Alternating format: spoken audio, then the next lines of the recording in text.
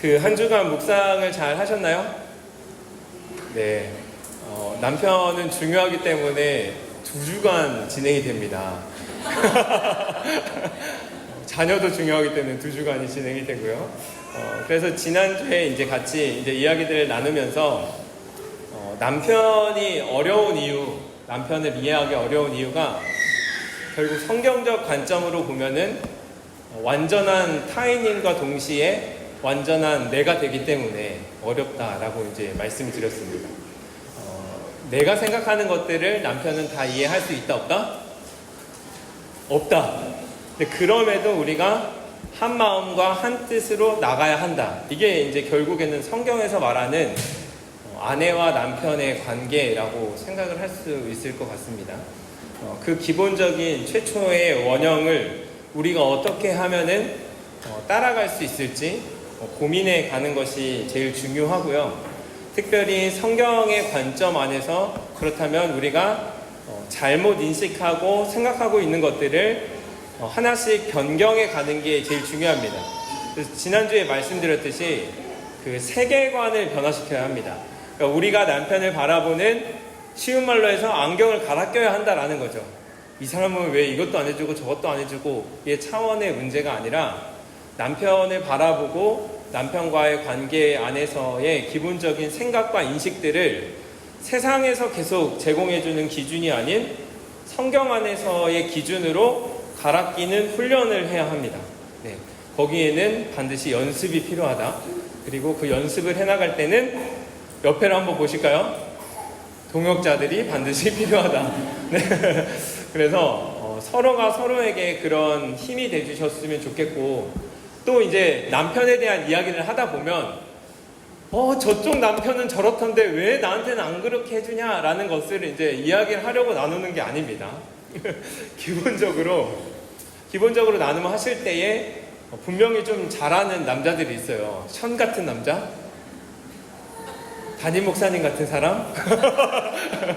지금 담임 목사님 때문에는 아니지만 덕분에 저도 아침에 김밥 말고 왔는데요. 목사님이 이제 애들 소풍 가면은 김밥은 본인이 마신다고 해가지고 저의 역할이 돼버렸더라고요. 그래서 열심히 또 김밥도 말고 왔는데 그런 분들도 사실 계시지만요. 그 부부의 원형의 모습들을 하나씩 그 부부의 속도와 그 관계에 따라서 하나씩 바꿔가시면 되는 게 핵심입니다. 네. 그 부분을 이번 주에는 조금 더 어떻게 구체적으로 해나갈 수 있을지에 대한 고민들을 하도록 하겠습니다.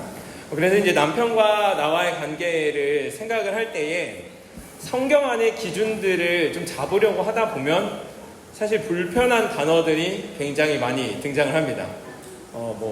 남편을 존경해라, 순종해서 더 나아가 복종하여라, 그리고 여성은 남자의 돕는 배필이다. 사실 이런 단어들이 그렇게 달갑게 들리진 않습니다. 이유는 뭘까요? 존경할 만해야 존경을 하죠. 복종을 할 만큼의 능력이 있고 또 나를 잘 인도해 줘야 복종을 하죠. 이게 말이 됩니까? 그리고 이제 현대사회로 오면서 여성들이 가지고 있는 경제적인 그런 능력들과 역량들이 굉장히 또 향상되었기 때문에 어느 측면에서는 사실 남성들보다도 더 뛰어난 역할들을 해나가고 있는 것이 사실이거든요. 그런데 그러한 사회 속에서 남자에게는 존경하고 순종하고 복종해라 라고 이야기를 하는 것 자체가 굉장히 고리타분한 이야기인 것 같고 지금 시대와는 맞지 않는 이야기라고 생각되어질 수 있는데요. 근데 그럼에도 불구하고 하나님께서 왜 이런 명령을 우리에게 하셨는지에 대한 고민들을 해보다 보면 이런 의미에서 이렇게 하라고 하셨구나 라는 것들이 이해가 될 거라고 저는 확신합니다. 그 부분에서 제일 중요한 한 가지는 무엇이냐면 우리는 죄로 인하여 타락되었다. 그 부분에 대한 인식이 필요하다라는 겁니다. 부부 사이에도 서로가 타락했기 때문에 서로가 잘못 이해하고 잘못 기대하는 부분들이 반드시 있다라는 것이죠.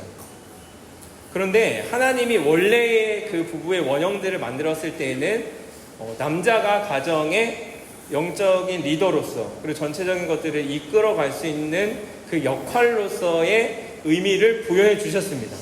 성경적으로 본다면 가정에서는 남자가 보다 더 주도적이고 이 가정의 전반적인 것들을 이끌어갈 수 있도록 처음에 그렇게 세팅을 해 놓으셨다라는 거죠. 그런 부분으로 한번 쭉 살펴보도록 할 텐데요. 에베소서 5장 22절부터 24절까지의 말씀을 다 같이 한번 읽어보도록 하겠습니다. 같이 읽겠습니다.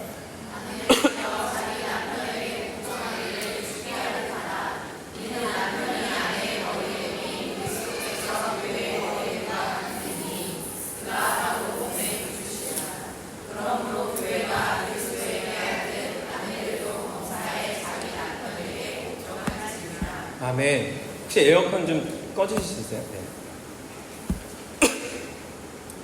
이 에베소서 5장을 살펴보면 이제 남편과 아내와의 관계에 대한 굉장히 구체적인 이야기들이 등장을 합니다. 그 내용들을 쭉 살펴볼 때에 우리가 이제 성경을 읽으면서 주의해야 할 점은 뭐냐면 이제 한 가지 단어에 꽂힌다라는 거예요. 쭉 읽다 보면 복종? 이거에 이제 퀘스천인 거죠. 복종? 내가 왜? 이제 이렇게 되면은 그 앞뒤에 있는 문맥 안에 있는 하나님이 우리에게 주신 그 기준들을 놓치기 쉽다라는 겁니다. 그래서 복종에 집중을 하는 것이 아니라 어떤 생각들과 어떤 기준으로 우리가 복종을 해야 하는지에 대한 것들을 살펴보는 게 핵심인데요. 아내들이여 자기 남편에 복종하기를 뭐라고 했냐면 주께 하듯 하라라고 이야기를 하고 있습니다. 그 방법에 대한 이야기를 할 때에 우리가 남편에게 복종을 할 때에는 주가 누굴까요? 우리의 주인 되시는 예수 그리스도시겠죠. 네. 예수 그리스도께 우리가 자발적인 순종과 복종을 해 나가는 것처럼 남편에게 그렇게 복종해라 라고 이야기를 하고 있다라는 것입니다. 예수님이 우리에게 해주신 역할이 무엇일까요? 그 은혜가 무엇일까요?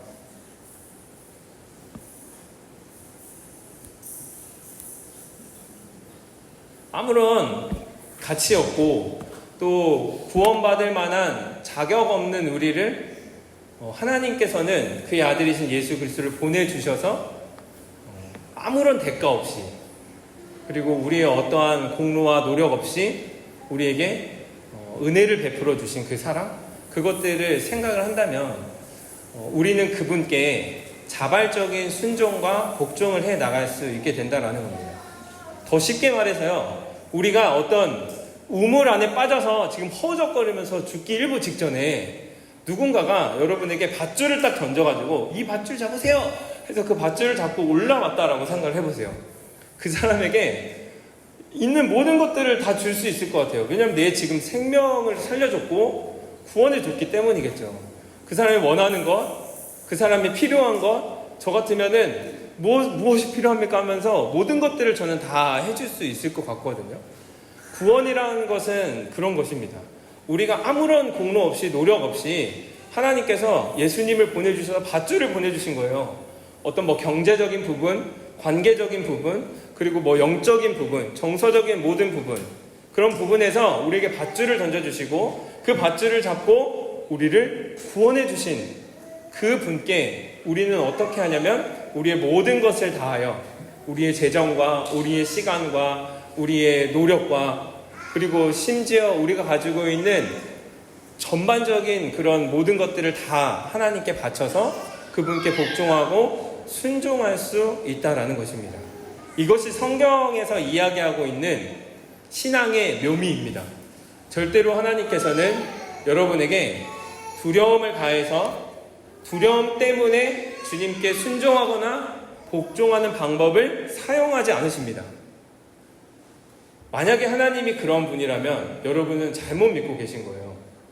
하나님이 내가 이거 안 하면 벌 주는 거 아니야? 내가 주일 성수 안 하면 뭐 하는 거 아니야? 내가 11조 안 내면 재정이 안 뚫리는 거 아니야? 이런 마음들과 생각들을 가지고 만약에 신앙생활을 하고 있다면 그럼 복음적인 관점에서 신앙생활을 하고 있지 않다라는 겁니다. 그 중심에는 뭐냐면 결국에는 내가 있는 거예요. 내가 11조를 내야 돈을 더 많이 받을 거니까, 돈을 더 재물의 축복을 주신다니까, 11조를 하고, 이게 아니라 헌금의 기본적인 의미도 동일합니다.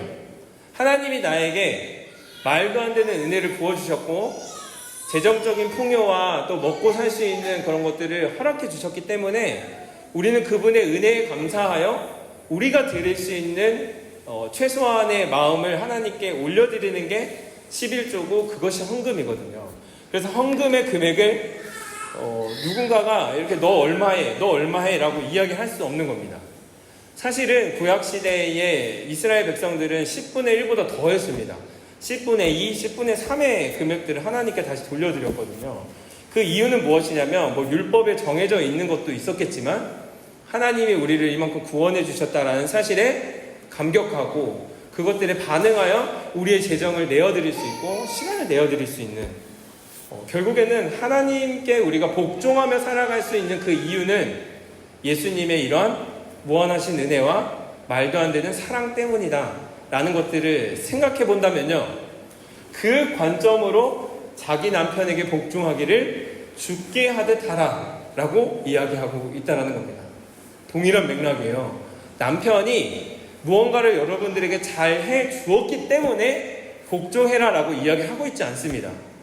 남편이 그만큼의 능력이 있기 때문에 이런 말도 하잖아요. 돈이라도 많이 벌어오면 내가 존경하고 복종하지. 돈만 많이 벌어와봐. 내가 하라는 대로 다 할게 라고 이야기를 하곤 하잖아요. 그런데 우리는 남편이 돈을 많이 벌어오니까 우리 가정을 잘 이끌어주니까 능력이 많으니까 성격이 좋으니까 신앙이 좋으니까 남편에게 복종하며 나아가는 것이 아니라 우리가 주님께 하듯 조건 없는 사랑에 자발적인 순종으로 나아갈 수 있어야 한다라는 것입니다. 그래서 이게 되게 재미있는, 저는 이 내용을 쭉 정리를 하면서 한 가지 놀라운 사실을 알게 됐어요. 이게 남자든 여자든 이제 아내든 남편이든 상대를 위해 우리가 복종하고 순종하고 사랑하지만 그 근거와 이유는 다 주님으로부터 기인하는 것이구나 라는 것들을 깨닫게 됐습니다. 이게 뭐냐면, 뭔 얘기를 하는 거냐면, 분명히 남편을 사랑하라 라고 얘기를 하는데 그 사랑의 근거가 주님으로부터 흘러온다라는 것이죠. 동일해요. 다른 사람을 사랑할 때에도 그 사람이 사랑받을 만한 존재이기 때문에 사랑하는 것이 아니라요, 그 사람을 사랑할 수 있는 이유는 무엇이냐? 예수님이 우리를 그렇게 사랑하셨기 때문에 사랑하는 원리가 남편에게도 동일하게 적용된다라는 것입니다. 조건 없이 사랑하고 조건 없이 복종할 수 있는 이 관계가 바로 남편과 아내의 관계다라는 것을 이야기를 하고 있는 것이죠. 이는 남편이 아내의 머리가 됐다. 머리가 됐다라는 것은 하나님의 영적인 복들이 흘러 들어오는 통로로서 남편들을 세우시고 삼으셨다라는 것을 이야기하고 있습니다. 그리스도께서 교회의 머리 된 것 같다. 이것은 마치 예수님이 교회의 머리가 되어 예수님을 통하여 교회에 온 성도들이 구원을 받고 은혜를 받는 것과 같은 동일한 원리를 가정에 하나님이 허락해 주셨다라는 겁니다. 이 부분에 대해서는 왜 그렇게 하셨습니까? 라고 한다면 천국에 가서 한번 물어보십시오. 왜 남자를 그렇게 하셨습니까? 알 수 없습니다. 하나님이 그렇게 세팅을 해놓으셨고 그러한 방법들로 이 가정을 바르게 세워가기를 원하셨기 때문이다. 그분의 선하신 뜻과 능력 안에 있다라는 것을 이야기를 할 수 있다라는 것이죠. 그가 바로 몸의 구주시다. 그러므로 교회가 그리스도에게 하듯 아내들도 범사에 자기 남편에게 복종할지니라 라고 다시 한번 강조하면서 두 번 반복하며 이야기하고 있습니다. 마치 교회가 우리입니다. 우리가 예수 그리스도의 사랑에 그 은혜에 감격하여 자발적인 순종과 복종을 해 나가는 것처럼 남편에게 그렇게 복종하여 나갈 수 있어야 한다라고 이야기하고 있는 것입니다.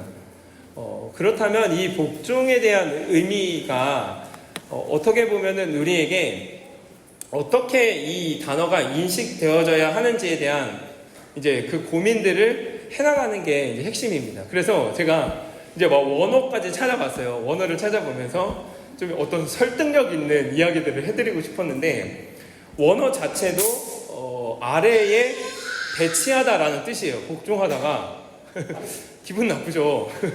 왜 내가 남편의 아래에 있어?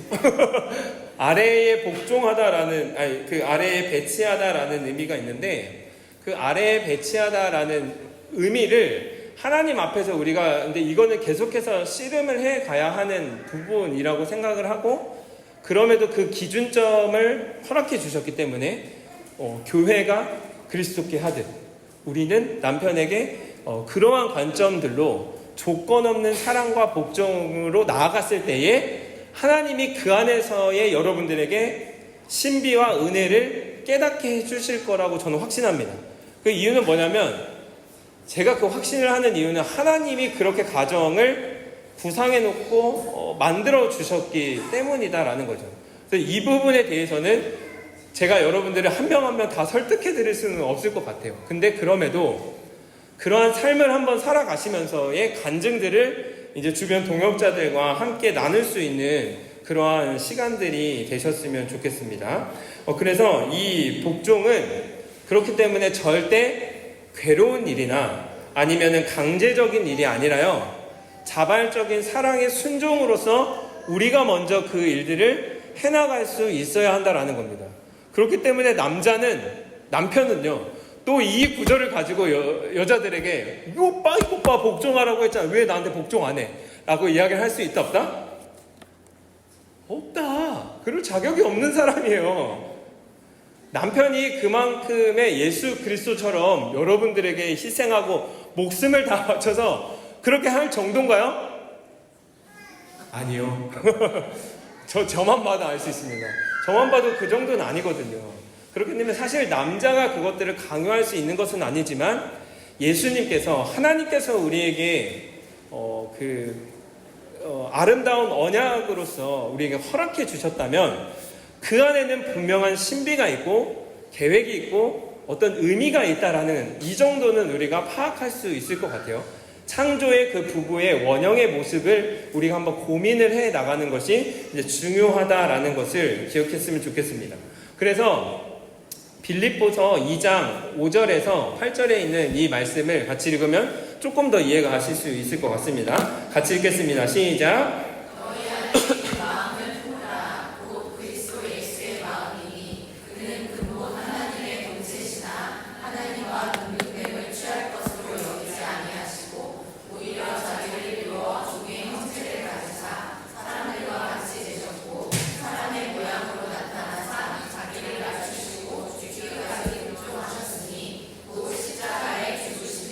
아멘.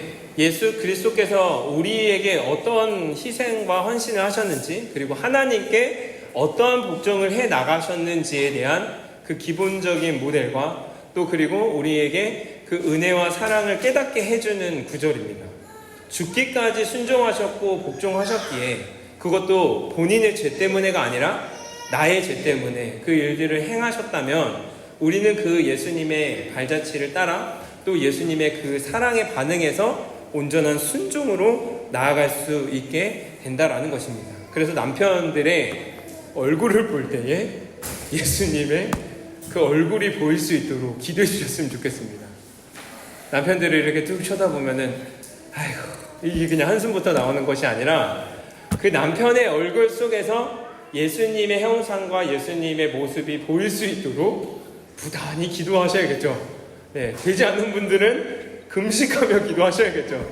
주님, 나에게 은혜를 베풀어 주십시오.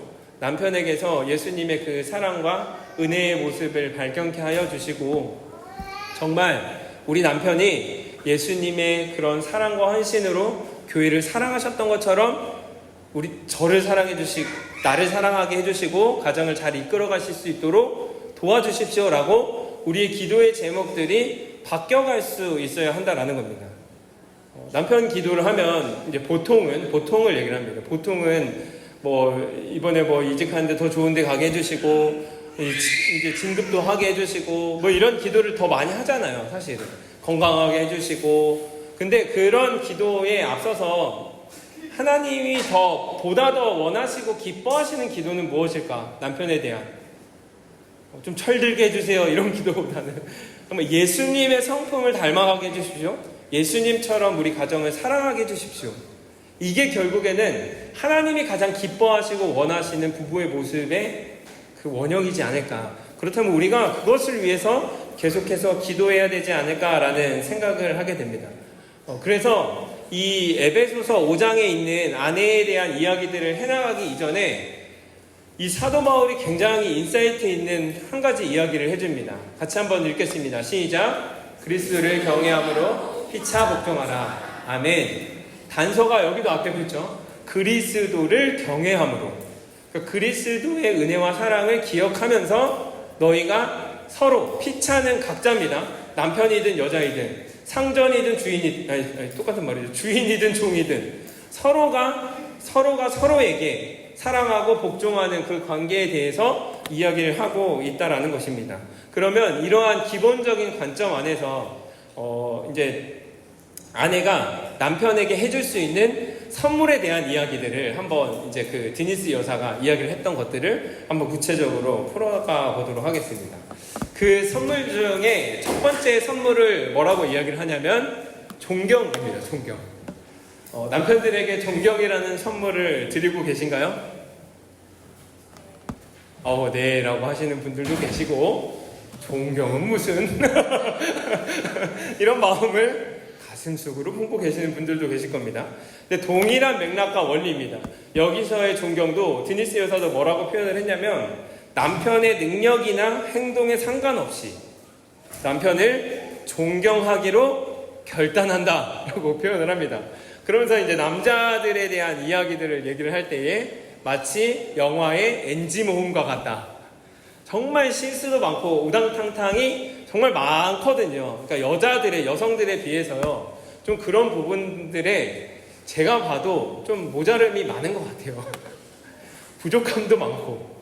그래서 그 모습을 이렇게 살펴보면 내가 지금 아들을 또 키우고 있나? 첫 번째 아들을 키우고 있나라는 생각과 모습들이 들기도 한다라는 것이죠.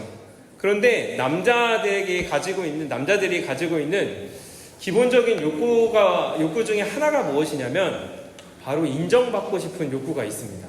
사실 여성분들도 동일하겠죠. 모든 인간의 마음속에 있겠지만 특별히 이제 남자들에게 이 인정받고자 하는 욕구가 많은 이유에 대해서 한번 성경적인 상상력을 가지고 그 기준과 틀 안에서 생각을 해본다면 가정의 영적인 리더로 세우셨기 때문이지 않았을까. 영적인 리더의 역할을 해야 하기 때문에 누군가의 인정과 지지와 격려가 필요한 존재가 남성이지 않을까라는 생각을 하게 됩니다. 그래서 이 아내들의 지지와 존경이 남자들은 굉장히 필요합니다. 이제 제가 여기 좀 아내가 있어가지고 사역을 하다 보면 그 제일 힘들 때가 뭐냐면 그 아내랑 싸웠을 때예요. 아내랑 싸웠는데 지금 나와서 막 이렇게 지금 싸운 게 아니에요. 지금 싸우지 않았어요. 사이가 좋은데 만약에 이제 좀 이렇게 싸우고 특별히 제가 잘못해가지고 뭔가 이제 그런 한 소리를 들었을 때에 이제 그 하루 종일의 삶이 정말 피폐해져요.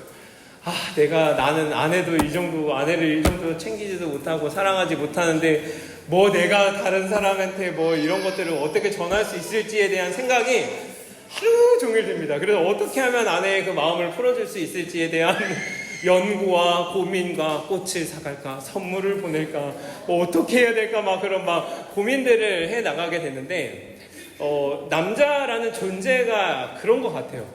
그렇다고 해서 매번 잘못을 할 때마다 다 존경해달라 이 얘기가 아니라, 기본적으로 남자들은 그렇다라는 것을 이제 여러분들에게 대변해드리고 있는 것입니다. 그래서 이 존경이라는 단어를 생각을 할 때에도 기본적으로 우리가 계속해서 리마인드 해야 하는 것은 복음적 관점 안에서의 존경입니다. 존경할 만한 가치가 있기 때문에가 아니라 하나님이 그렇게 세우셨기 때문에 하나님으로 인하여 예수 그리스도의 사랑으로 인하여 그 사람을 존경할 수 있는 단계로 나아갈 수 있도록 주님 나를 도와주십시오. 기도하면서 남편들에게 해줄 수 있는 최고의 선물입니다. 그래서 남편들이 뭔가를 이렇게 해나갔을 때에 칭찬도 많이 해주시고 격려도 많이 이렇게 해주셨으면 좋겠어요. 어제 어떤 한 분이랑 이제 대화를 나누는데 그분이 이제 심리 상담 같은 것들을 해나가는 분이셨어요. 이제 그분이랑 대화를 나누는데 가정에는 굉장히 많은 케이스들이 있대요. 그래서 사람들의 기질을 검사를 해보면 남편들 중에는 자신의 기질과 맞지 않은 일들을 꾸역꾸역 해나가는 사람들이 있대요. 그러니까 마치 이렇게 표현을 하더라고요. 왼손을 못 쓰는데 왼손으로 계속 일을 하는 거예요. 왜냐면 가장의 역할을 감당을 해나가기 위해서. 그러다 보니까 이 사람은 탈출구가 필요했던 거죠. 이 사람의 탈출구는 뭐였냐면 낚시였대요. 낚시. 혼자만의 시간을 갖는 건데, 그래서 이러한 사람에게 필요한 것은 그러한 시간이기 때문에 그 사람에게, 아내에게 이런 남편의 기질적인 것들을 이야기를 해주고, 이 사람이 살기 위해서는 낚시가 필요하다, 차라리 낚시를 같이 가라, 이런 조언을 해줬다고 하더라고요. 근데 이제 다른 케이스가 있습니다. 자신의 기질과 잘 맞는데 두 번째 기질이 이제 낚시 같은 거였죠. 그래서 잘 맞는 일을 하는데 주말마다 낚시를 간다? 이건 잘못됐다라고 얘기를 하더라고요. 아, 동일한 낚시를 하는데도 케이스가 다르구나. 이 부분을 좀 생각을 하면서, 아, 이 사람에게는 이제 남편에게 낚시하지 마세요, 이렇게 이야기를 했다라고 하더라고요. 그래서 우리가 남편을 이제 진짜 잘 바라보면서, 어떤 사람은 정말 즐거워 사는 사람도 있겠지만 어떤 사람은 방금 이야기, 첫 번째 전자로 이야기를 했던 꾸역꾸역 그 일들을 해나가고 있는 사람들도 있을 거거든요. 그런 분들에게 또 필요한 것은 무엇이냐면 지지와 격려와 존경입니다. 그리고 어떤 남자들은 또 동일한 맥락에서 뭐라고 표현했냐면, 동일한 맥락에서 그 공감 능력이 정말 제로인 사람들이 있대요. 남자들은 특별히 남자들이 많은데, 그 사람이 아내가 컵이 비었을 때에 이렇게 물을 따라주는 것 자체가 정말 환대를 잘해서 잔치를 베풀어 주는 사람의 그 정도의 급으로 해준 거다, 이렇게 얘기를 하더라고요. 그래서 그거를 알고 나서 그분에게 제안을 했던 건, 배려해주는 작은 행동에도 크게 반응을 해줘라. 아, 여보 너무 고마워, 이렇게 했을 때 그 남편이 그거에 대해서 굉장히 큰 지지감과 위로와 격려를 얻으면서 그 모습이 바뀌어갔다라는 것들을 이렇게 살펴보면서 제가 느꼈던 것은 무엇이냐면, 모두가 다 동일하지 않습니다. 그리고 모두가 다 동일한 기준점 안에서 존경받을 만한 것들이 보여질 수도 있고 안 보여질 수도 있다라는 거죠. 특별히 그 옆에 있는 가정들이랑 비교는 하지 마시기 바랍니다. 복음적인 관점 안에서도요, 복음은 비교를 허용하지 않거든요. 이유는 무엇이냐면, 우리의 시작점 자체가, 이 시작점 자체가 죄인으로부터 시작하는데 무슨 비교를 해요. 나도 죄인이고 저 사람도 죄인이고 남편도 죄인이고 저 남편도 죄인이고 저 사람도, 저 아내도 다 죄인이에요. 제로의 관점에서 시작을 했을 때에 우리가 정말 하나님께서 우리에게 덤으로 은혜를 주시는 건데, 그 덤으로 받은 것을 비교하고 있다면 하나님이 얼마나 슬퍼하실까, 이런 생각을 하게 됩니다. 우리에게 허락하신 바, 또 남편들과 아내들에게 허락하신 바, 그 능력과 그 재능과 그 규모 안에서의 남편이 할 수 있는 최선을 우리가 이제는 발견할 수 있는 눈을 허락해 달라고 기도하셨으면 좋겠습니다. 존경할 수 있는, 내가 칭찬할 수 있는 그 어떠한 부분들을 발견하고 내가 그것들을 지지해주고 격려해 줄 수 있는 저에게 그런 지혜로운 하나님의 눈을 허락해 달라고, 지혜로운 입술을 허락해 달라고, 생명을 살리는 일들에 나를 사용하여 달라고 기도를 해나가다 보면요, 남편을 존경할 수 있게 될 것입니다. 그리고 이 작은 실천들이 결국에는 그 남편을 세우는 것이고, 그 남편이 여러분들에게 반대편이죠. 그리스도가 교회에게 하듯 목숨을 다 바쳐 여러분들을 사랑할 수 있도록 나아가는데 그런 역할들을 해나갈 수 있게 될 것이라 저는 확신합니다. 그래서 우리에게 필요한 것은, 하나님 남편이 변하게 해주세요 라고 하면은 예수님이 다시 오실 때까지 남편을 존경하지 못하실 수도 있습니다. 저희 집의 케이스예요. 저희 어머니 보니까 저희 아버지는 존경받을 만한 행동을 하지 않으시고 소천하셨거든요. 그 모습을 보면서 그냥 바뀔 거 기다리면은 평생 될 수도 있겠구나. 지금 당장 바뀌실 수도 있습니다, 남편분들이. 그런데 평생이 될 수도 있다라면 우리에게 필요한 자세는 무엇이냐면 남편을 바꿔주십시오가 아니라 내 마음을 바꿔주십시오. 내 시선을 바꿔주십시오. 내 입술을 바꿔주십시오. 그렇게 되면 가정이 또 어떻게 건강하게 세워져 나갈 수 있을지에 대한 고민들을 할 수 있다는 것입니다. 두 번째 선물은 무엇이냐면 친밀한 육체적인 관계입니다. 드니스 여사가 이야기하기로는 건강한 남자들은 성에 대한 욕구가 강하다라고 이야기를 하고 있습니다. 그 이유는 무엇이냐? 하나님이 그렇게 세팅을 해놓으셨습니다. 왜냐하면 생육하고 번성하여 땅에 충만하라, 땅을 다스리고 정복하라 라고 이야기를 해주셨기 때문에 이 생육하고 번성하는 메커니즘이 결국 남자와 여자의 성관계를 통하여 새로운 생명이 태어나는 엄청난 신비로운 메커니즘을 우리에게 허락해 주셨다라는 거예요. 사람은 창조에 대한 어떠한 그 관념과 관점들을 가질 수가 없지만 저는 이 생명을 잉태해가는 그 과정들을 통해서 이게 창조의 진짜 의미인가? 라는 것들을 저는 어렴풋이 좀 발견을 할 수 있게 됐거든요. 그렇기 때문에 이 남자와 여자의 친밀한 육체적인 관계는 부정한 것이 아닙니다. 나쁜 것이 아니고요. 교회에서는 이런 얘기를 하면 안 되지 않습니다. 하셔야 됩니다. 건강한 이야기들을 우리가 많이 이야기들을 할 수 있어야 하는데 이야기를 해나가지 못하는 이유는 무엇이냐? 지난주의 내용들을 생각해보면 하나님이 만드신 이 아름다운 성에 대한 것들이 우리의 인간의 타락된 관점으로 인하여 변질되었기 때문입니다. 그 변질된 모습은 무엇이냐? 남자가 여자를 도구화시켜버렸다라는 것이죠. 성적인 도구화시킨 겁니다.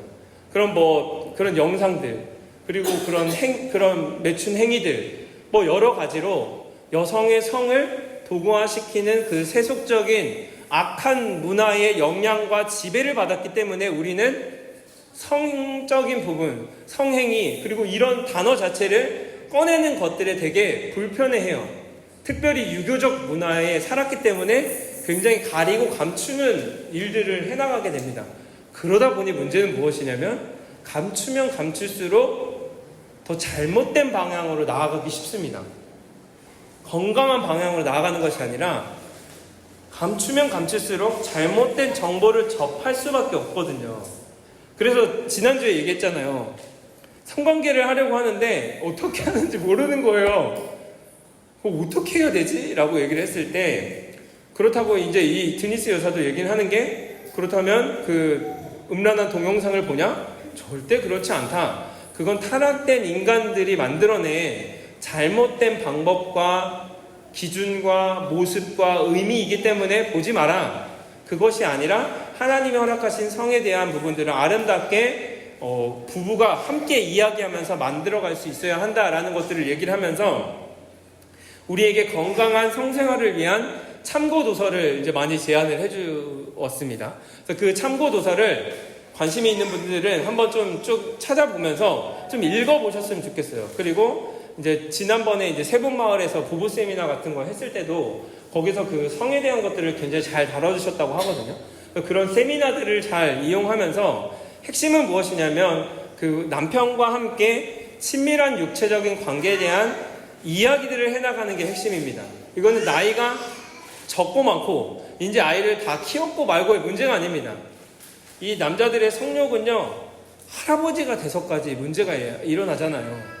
그래서 이 성적인 부분들을 어떻게 건강하게 풀어갈지에 대한 부분들을 함께 고민하며 이야기할 수 있어야 한다라는 것. 이게 건강한 부부의 그 기준과 모델이다라고까지 이야기를 할 수 있습니다. 그래서 고린도전서 7장 1절부터 5절에 이렇게 기록되어 있습니다. 같이 읽겠습니다. 시작.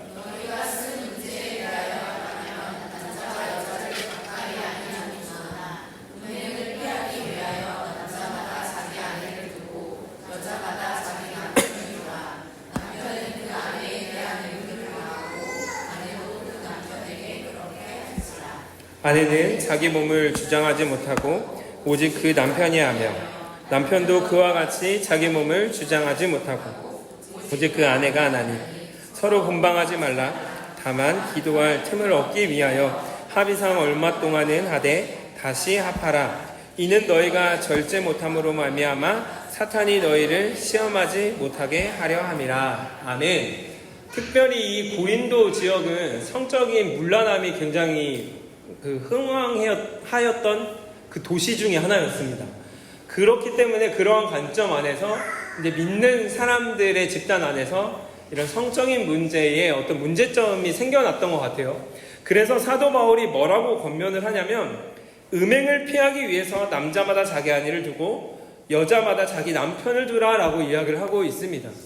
그래서 이것들을 전체적인 성경 맥락에서 다시 한번 해석을 해보자면 건강한 부부관계를 유지하기 위해서는 친밀한 육체적인 관계가 반드시 필요하다.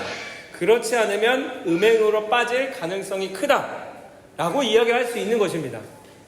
음행을 피하기 위해서 아내와 남편을 두라라고 이야기를 한 것이라면요, 우리가 건강한 성생활을 잘 영위해 나가야만 남편과 아내가 음행으로 빠지는 그 길에서 보호해 줄 수 있다라는 것입니다. 잘못된 길로 나아가기 때문에 이야기를 하라는 거예요. 그 불편한 얘기를 왜 굳이 저는 지금 편한데요. 그리고 애 다 낳고 그런데요. 이제 애들 다 키웠는데요. 저희는 더 이상 애 안 낳을 건데요. 그 차원의 이야기가 아닙니다. 이 남자들이 가지고 있는 기본적인 욕구를 어떻게 하면 건강하게 풀어갈 수 있을지에 대한 이야기들을 해나가고 있다라는 것입니다. 그러면서 이제 그 성적인 관계 안에서 아내는 자기 몸을 주장하지 못하고 남편이 하고 반대도 똑같습니다. 그와 같이 남편도 동일하게 자기 몸을 주장하지 않고 아내의 속도와 그런 기분들을 이제 같이 함께 맞춰가면서 하는 게 굉장히 중요합니다. 그래서 그냥 어떤 음란 동영상에서 여성들이 도구화되어 그냥 어떻게 보면은 이런 표현이 맞는데 당하는 입장으로서의 그려지는 모습이 아니라 서로 친밀한 교제와 그런 대화들이 이루어져야 한다는 겁니다. 그런 면에서 봤을 때는 무조건 그냥 어떤 성행위를 하라라는 이야기는 아닙니다. 그러니까 친밀한 육체적인 관계라는 것은 어떤 스킨십이 될 수도 있어요. 스킨십. 저는 남편이 제 머리만 만져도 소름 돋아요 하시는 분들도 있으시더라고요. 이제 연세가 있으셔가지고. 그런데 그런 게 아니라 정말 우리가 함께 또 훈련해 가는 거죠. 그리고 함께 맞춰가는 거죠. 그리고 그 사람과 맞춰가는 과정들 속에서는 저는 반드시 해결돼야 되는 한 가지는 무엇이냐면 성에 대한 왜곡적인 관점을 가지고 있는 부분에 대해서는 반드시 남편에게 이야기를 해주셔야 합니다. 이거는 그러니까 만약에라도 어렸을 때의 어떠한 부분들이 잘못된 인식들로서 이제 그런 것들을 이제 혹여나 당하셨거나 어떤 것들을 보셨거나 충격받는 어떤 것들로 인하여 사실 그 남자라는 존재와 성적인 행위 자체가 굉장히 두렵고 무서움으로 느껴지는 분들이 사실 있으시거든요. 이 트라우마가 있기 때문에 그런 부분에 대한 거는 남편과 함께 이야기를 해 나가면서 그들을 함께 맞춰가는 게 되게 중요한 것 같아요. 왜냐하면 그런 거 없이 그냥 그들을 거부하거나 그냥 그렇게 돼가다 보면은 이게 사실 서로의 합해지는 그 지점들이 엇갈리게 되거든요. 반대로 남편이 거부를 하는 경우도 있습니다. 그러다 보면 여자는 이제 책에서 나왔지만 수치심을 느끼고 내가 별론가? 이런 부분들로 이제 각방을 쓰게 되고 합하지 않게 되는 이러한 문제들로 나아갈 수 있게 된다면 우리에게 필요한 것은 무엇이냐면 너무 거리가 좋잖아요. 마더와이즈 하고 있고 남편과의 관계에 대한 것들을 우리가 공부해 나가고 있다면 성경 안에서 이런 내용이 있던데 우리 함께 좀 얘기 좀 한번 해보면 어때? 라는 것들을 좀 얘기를 해보시면 더 좋을 것 같아요. 특별히 이제 아이들을 키우다 보면은 저희도 똑같은데 이제 작은 애, 큰 애 재우면서 각방을 자연스럽게 쓰게 되는 그런 상황들 안에서 그리고 가정의 그 구조나 방의 개수 때문에라도 여러 가지 상황들이 있는 줄로 알거든요. 그래서 그 모든 것들을 그냥 다 무시한 채 얘기를 하는 것이 아니라 남편과 이런 이야기들을 어떻게 해나갈 수 있을지에 대한 그런 고민들을 하셔야 한다라는 것을 이야기합니다. 그래서 여기에 분방하지 말라라는 그 부분들을 단순히 그냥 문자적인 의미로 방에 대한 것들로만 인식하시면 안 돼요. 아, 그래, 분방하지 말래. 우리 같이 자야 돼. 그래서 같이 자놓고는 그냥 막 코 골고 자버리고, 그냥 뭐 대화도 없이, 친밀한 교제도 없이, 그냥 서로 등지고 자는 그걸 얘기를 하는 게 아닙니다. 성경 안에서의 맥락으로 본다면, 함께 방을 합치라라는 것은 친밀한 교제, 그 안에서의 정서적인 교감이 나눠질 수 있고, 육체적인 교감이 나눠질 수 있고, 어떠한 이야기들이 그 안에서 이야기될 수 있는 상황과 환경으로 나아가라. 이 얘기를 해주고 있는 것입니다. 그래서 그 참고도서를 한번, 저는 다 뭐 모르는 책이어가지고 한번 저희 집에 있는 부부학교 책부터 한번 살펴보려고 하는데 필요한 것 같아요. 네, 저는 반드시 필요하다 보고 남편과 대화를 할 때도 기준점이 좀 있어야 하거든요. 이 책에 보니까 이렇게 이야기를 하던데 우리 어떻게 해나갔으면 좋겠어 라는 것들을 좀 잘 지혜롭게 이야기를 했으면 좋겠습니다. 세 번째는 위로라는 선물입니다. 이제 첫 번째 맥락과 비슷한 부분인데, 이제 이 디니스 여사가 뭐라고까지 표현을 하냐면, 전쟁터에 나간 전사는 종종 부상을 얻게 된다. 그래서 인생을 살아가면서 그런 낙심과 패배를 남편들이 사실 회사에서 많이 경험을 하곤 합니다. 어떤 한 분의 이야기들을 그때 들었는데, 전화를 하고 나서 남편과 회사에 있었는데 야근해야 돼 하고 전화를 하고 나서 전화가 안 끊겼나 봐요. 근데 그 전화를 계속 안에 붙들고 있었는데 그 남편이 상사에게 심한 욕설을 당하고 있는 모습을 들었다라는 것들을 이제 그 이야기들을 쭉 해나가면서 이렇게 이야기를 하셨는데, 생각보다 이제 그 남자들이 살아가는 사회와 환경 속에서 정말 많은 이런 패배와 좌절들, 신앙적인 모습들로 살아가고자 하나 그것들이 되지 않는 여러 가지 상황과 환경들에 놓여있을 때가 많습니다. 그것은 사실 여기서 이제 사회생활 하시는 여성분들도 동의를 할 거라고 저는 생각을 합니다. 동의를 하겠지만, 이제 그 가정의 성경적인 원리로 본다면 남편이 가정을 이끌어 나가는 과정들 속에서 겪게 되는 그런 일들 속에서 남편을 우리가 위로할 수 있는 그 위로의 선물을 이제 이야기를 하는 것입니다. 그러면서 이 위로라는 것 자체가 그냥 힘들었지 뭐 잘 될 거야 정도의 수준의 저는 이야기들은 사실 누구나 할 수 있거든요. 근데 그것도 당연히 해야 하겠지만 그 위로라는 것이 그 남편이 정말 그 가장으로서의 그런 역할들을 잘 해나갈 수 있도록 실질적인 그런 구체적인 도움과 존경의 마음들을 잘 담는 것도 되게 중요한 것 같아요. 그러니까 그 일 자체의 위로도 중요하겠지만 당신이 가장으로서의 그 일들을 이렇게 해나가는 것이 정말 고마워라는 이런 표현들 있잖아요. 그냥 괜찮아 잘 될 거야 이 정도가 아니라 정말 그 가장으로서의 역할들로 당신이 이런 것들을 해나가는 것들에 대한 고마움과 그런 부분들을 격려해 줄 수 있는 차원까지 나아갔을 때에 이 남자들이 단순해요. 뭐냐면 그래 난 가장이지 정말 열심히 또 일해가지고 내가 해봐야지 이런 걸로 무너지지 말아야지 이런 마음이 들어요. 근데 이제 막 회사에서 이런 일이 있었다 저런 일이 있었다 이때 이제 여성분들이 아니 그때 그런 말 하면 어떡해 부터 이제 시작이 되면, 근데 남자들의 특징은 뭔지 아십니까? 내가 그러려고 그 말을 했냐고 이러면서 이제 뭐가 시작되냐? 싸움이 시작이 되는 겁니다. 그래서 이 부분에서 이제 이야기를 할 때에 팁을 주더라고요. 디니스 여사가 주는 첫 번째 팁이 무엇이냐면, 곁에 함께 있어주되 이런저런 질문으로 괴롭히지 마라. 그저 묵묵히 그의 힘이 되어주어라 라고 이야기를 하고 있습니다. 그래서 이제 남자로서 대변을 좀 합니다. 남자들은 이런저런 이야기들을 이제 쭉 해나갈 때에 그냥 뭐냐면 사실 공감보다는 그냥 그런 상황에서 그럼에도 당신이 그 자리를 잘 지켰어 라는 그런 인정과 존경에 대한 부분들을 이제 이야기를 해주시거나, 아니면 진짜 여기서 나온 것처럼 그냥 곁에 있어줘. 그랬구나. 그때 좀 그랬겠다.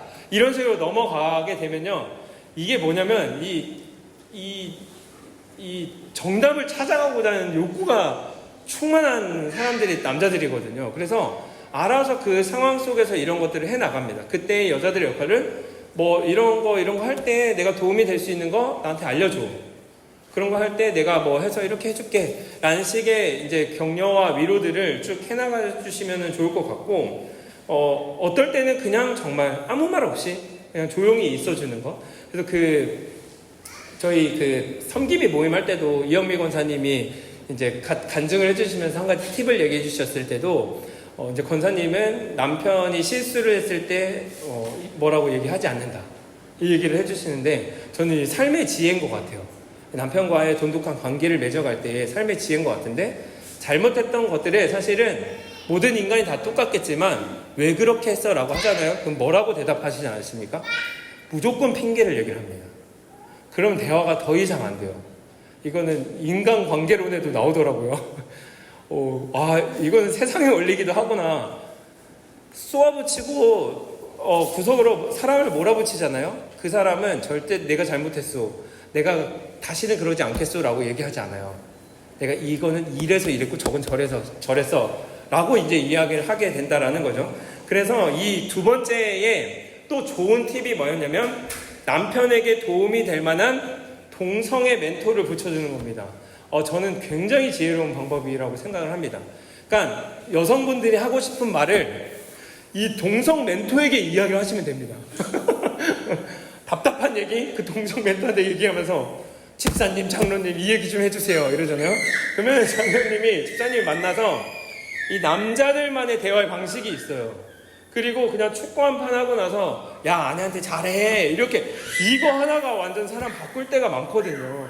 그래서 그 방법들을 잘 사용하시면서, 그래서 여기서 제안하는 게 뭐냐면, 그렇게 존경할 만한 분들과 함께 식사를 해라. 남편과 아내와 같이 넷이서 식사를 하면서 그 관계를 좀 잘 만들어가고, 그래서 그 관계 안에서 이야기를 해나갈 수 있도록, 남자들은 특별히 좀 자기보다는 나이가 많은 사람이 좋습니다. 나이가 어린데 조언을 할 수는 없거든요. 본인이 뭐라고. 특별히 이 부분에서 제가 도움을 많이 드릴 수는 없을 것 같아요. 제가 어리거든요. 지금 여기 계신 남편분들보다 거의 다 어리기 때문에 그런 면에서는 오히려 정말 신앙에 연륜이 있거나 나이가 더 많은 목사님들한테 좀 부탁을 해서 그런 것들을 해나가시는 것들이 굉장히 지혜다라고 이야기를 할 수 있을 것 같고요. 네 번째는 그런 면에서의 의사소통 안에서 여자들은 남편을 조정하여 우리의 욕구를 충족시키는 것을 결혼이라고 생각한다라고 드니스 여자가 얘기한 겁니다. 제가 얘기한 게 아니라. 그렇게 얘기하는 걸 보면 우리가 의사소통을 해나가는 과정들 속에서도 그 주도권이 누구에게 있고, 그리고 이 대화를 풀어나가는 방식에 대한 것들도 점검을 해보실 때가 됐습니다. 이 지혜를 해나가셨다면 남편과 대화를 해나가는 과정들 속에 남편에게 내가 주도권을 얼마나 주고 있는지, 그리고 여기에 나온 그 나오미와 에스더의 표본과 이야기들을 통해서 우리가 그렇다면 어떻게 지혜롭게 의사소통을 해나갈 수 있을지에 대한 것들을 한번 쭉 살펴보시면 좋을 것 같아요. 뭐 다 이야기할 필요도 없고, 첫 번째가 전 되게 중요한 것 같아요. 뭐냐면 꼭 해야 하는 이야기인가를 주님 앞에 묻는 거예요. 되게 찔렸던 게 뭐였냐면, 저는 아내에게 하고자 하는 이야기들을 할 때에 기도를 거의 해본 적이 없었던 것 같아요. 왜냐면 나로 인식했기 때문인 것 같아요. 당연히 아내니까 내가 그냥 속에 있는 모든 말을 다 해도 되지. 그러니까 비밀을 만들라라는 게 아니라 어떤 이야기들을 해나갈 때에 그 지혜를 가지고 나가야 되는데, 꼭 해야 할 말과 하지 말아야 할 말이 있거든요. 그런데 그것들을 하나님 앞에 나아가 기도하며 묻고, 이것이 올바른 동기인가, 적절한 메시지인가를 살펴보고 남편에게 이야기를 하는 것이 굉장히 중요하고, 그것들에 대한 시기와 장소, 분위기, 관심 유도가 굉장히 중요하다. 한마디로 뭐냐면 여기서 나왔듯이 퇴근하자마자 힘들어 죽겠는데 와가지고 그래서 우리 애기 뭐 할 건데, 이거 어떻게 할 건데 이러면은 좀 이따 얘기하자고. 이러면 뭘 좀 이따 얘기해? 육아는 나 혼자 해? 이 패턴이 반복될 수밖에 없어요. 아니, 내 관심이 없는 게 아니라 이따 얘기하자고. 이렇게 될 수밖에 없는 거예요. 중요한 일이면 일일수록, 특별히 아이들이 있는 데서 그런 중요한 이야기들을 하는 것은 저는 권하지 않습니다. 이유는 뭐냐면 아이들 계속 중간중간 끼어들기도 하고 아이들이 있을 때 중요한 얘기를 다 못하기도 하거든요. 그래서 여기서 얘기하고자 하는 거는 일단 밥을 먹이고 얘기를 해라. 그래서 앞에 있는 조언 중에 하나가 뭐였냐면 맛있는 음식을 해줘라. 중요한 얘기면 중요한 얘기일수록 남편이 좋아하는 음식을 먹으러 가든지 해주고 나서 이 이야기들을 시작해라. 이건 정말 중요한 지혜라고 생각을 하거든요. 그래서 그런 지혜들을 가지고 이제 이 이야기들이 잘 적용될 수 있도록 그런 시간들을 마련을 하되, 이 교회 공동체가 주는 저는 유익이 무엇이냐면, 만약에 자녀들이나 어떤 물리적인 상황이 안 되면요, 주변 사람들한테 좀 요청하셨으면 좋겠어요. 내가 남편이랑 지금 정말 중요한 얘기를 좀 하나 해야 되고 관계적인 어려움이 있는데 우리 애들 좀 봐줘. 그럼 내가 다음에 애들 봐줄게. 이렇게 해서 애들을 그냥 진짜 떨어뜨려 놓고 밥도 먹고 분위기 좋은 카페 가가지고 중요한 얘기들은 그렇게 하고 오셔야죠. 이게 인생이라는 게 그냥 쭉 흘러갑니다. 막 애들 잘 키우고 좀 하다가 좀 얘기하지. 뭐 이 텀 지나면 얘기하지. 뭐 애들 방학하면 얘기하지. 뭐 하면 얘기하지 하다가 그냥 시간이 지나가요. 그러다 그 타이밍을 놓치잖아요. 말을 하기가 민망해지고 애매해집니다. 그럼 얘기를 못하는 거거든요. 그러면 그 안에서의 관계가 곪게 되고 섞게 되고 결국에는 다른 방향들로, 음행에 대한 방향들로 나아가게 되면 이것이 무섭다라는 거거든요. 그래서 이러한 것들을 좀 인식을 저는 이번 기회에 하셨다면 이 드니스 여사가 주신 그 지혜를 가지고 이것들을 잘 풀어나가셨으면 좋겠습니다. 뒤에 내용들이 더 많았지만 더 하면은 나눔을 못 하실 것 같아서 마무리하도록 하겠습니다. 그 용서와 이 부분은 책을 잘 읽어보세요. 오늘 읽어야 하는 5주차 내용, 소망이 있습니다. 그런데도 여러분들 소망이 있다라는 것, 우리를 향한 하나님의 생각은 재앙이 아니라 평안이다. 여러분들에게 지금의 남편을 주신 것은 재앙이 아니라 소망이요 평안이다 라는 이 말씀을 잘 붙들고 가셨으면 좋겠고요. 이 부분은 그겁니다. 이 부분도 지난주의 내용인데, 그럼에도 불구하고 신체적인 학대를 하거나 아니면은 성경적으로 옳지 못한 일을 강요하거나 남편이 뭐 그리스도인이 아니거나 가정으로서의 역할을 하지 못했을 때에 무조건적으로 따르고 복종하라라고 이야기하고 있지는 않습니다. 정말 지혜롭게 저는 잘 대답한 것 같아서 이 부분의 답변은 지난주에 있는 내용들, 그 좋은 엄마가 되는 팁인가 거기에 나와 있는 내용이거든요. 그 부분을 한번 읽으시면서 학대를 하는 남편에게 나는 복종해야지, 순종해야지, 오히려 학대를 당하고 있는 것은 남편을 섬기는 일이 아닙니다. 그 자리를 무조건 뛰쳐나오셔야 하고 도움을 받아야 합니다. 정서적인 학대도 동일하고요. 어떤 부분들 안에서 고통 가운데 있는 것들을 그냥 방치한 채 복종하고 순종하라라고 이야기하고 있지 않기 때문에 필요하다면 그런 성경적인 상담도 받으시고 주변에 도움을 받으시면서 가정을 건강하게 세워나갈 수 있도록 그렇게 세워가셨으면 좋겠고요. 너무 어려움이 있으신 분은 저에게 얘기해 주십시오. 제가 상담을 해드리다기보다는 연결을 해드릴게요. 좋은 분들을 잘 연결을 해드려서 그 시간들을 잘 극복해 나가실 수 있도록 도움을 드리는 역할을 해드리도록 하겠습니다. 그렇게 해서 우리 가정이 또 남편과의 관계가 건강하게 잘 세워져 나갈 수 있도록 우리 함께 기도하며 나아가셨으면 좋겠습니다. 우리 찬양하시고